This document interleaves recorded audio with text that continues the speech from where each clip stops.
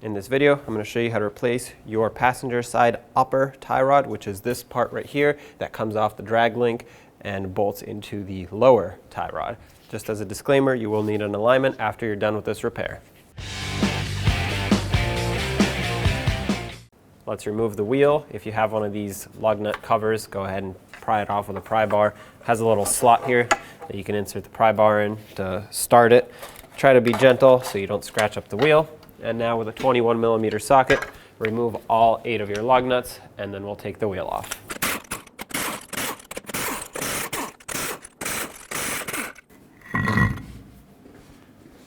To get started, I'm going to remove the cotter pin that locks this nut in at the bottom of the tie rods here. Unbend it. It's bent over, and hopefully it's not too rusted in place, and I can actually push it out. There we go. I think it's working. All right, take that out. Use your 19mm socket, remove this nut.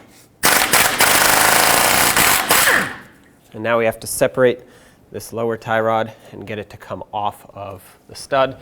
And in order to prevent it from falling and swinging all the way down, I'm actually going to put this nut back on just a couple threads, just like that. And then what I'm going to do is hammer on the side of it till it breaks free.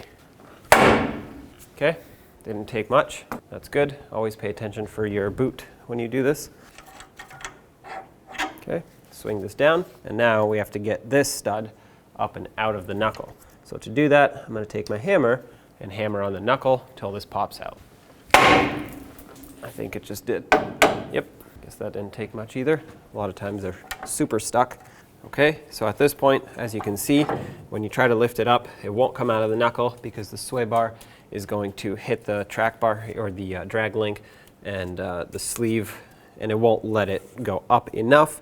So what I'm going to do is, since we have to loosen up this bolt for the adjusting sleeve anyway, I might as well loosen up the other one as well, and then we'll just unthread the sleeve, separate these two, and get the tie rod out of there like that.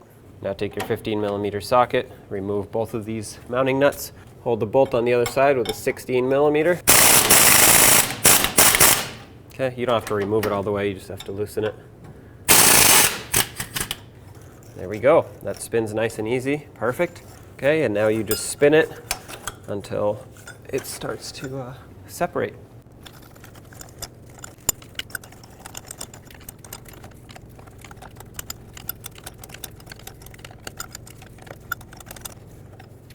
I'm going to use a bungee cord and tie the drag link up so that when the sleeve unthreads, it doesn't just fall straight down.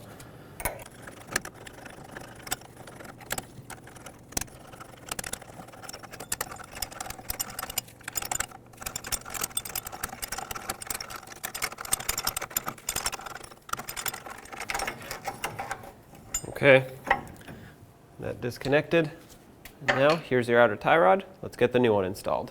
Now take the new tie rod end, slide it down in here, make sure it's fully seated. And what I'm going to do now is put anti-seize on the threads over there, just so that the tie rod doesn't seize into the sleeve in the future. It helps with alignment also. It'll be easier to adjust it. Just a thin layer. If you have the spray kind, you can go ahead and use that. I'm just going to use my brush and coat, not all the threads, but I'd say about half. Go ahead and coat them in a light layer of anti-seize so you can kind of future-proof this. Now at this point, line both of these up and start spinning the sleeve. You'll notice that it's going to want to catch onto the threads like it just did. Perfect. So we'll just go ahead and thread it on the same amount of turns that it took to remove it.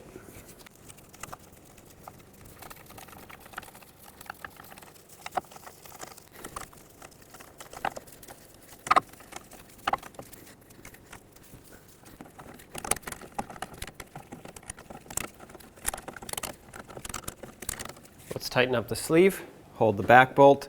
The new sleeve has a 13mm bolt head instead of a 16, but the nut is still a 15. Snug these up, and then we'll torque them to 41 foot-pounds. Make sure everything is nice and centered.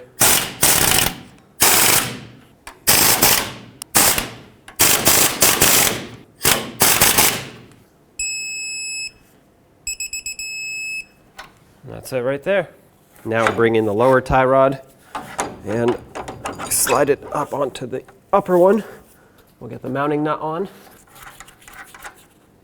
There we go.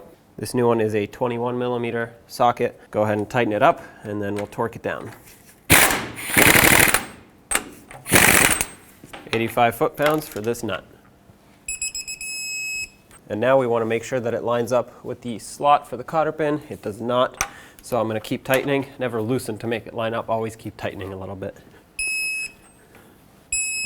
That's spot on right there. Slide the cotter pin through, and then bend it over to lock it in.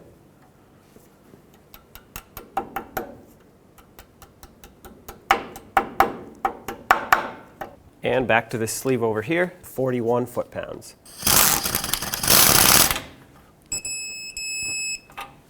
All right, let's reinstall the wheel now.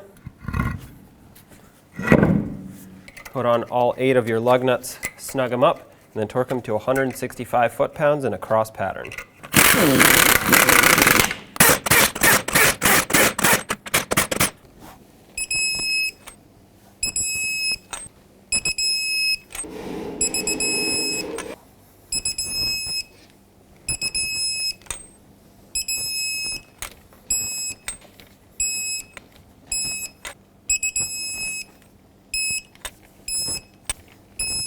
And don't forget this cover if you have one.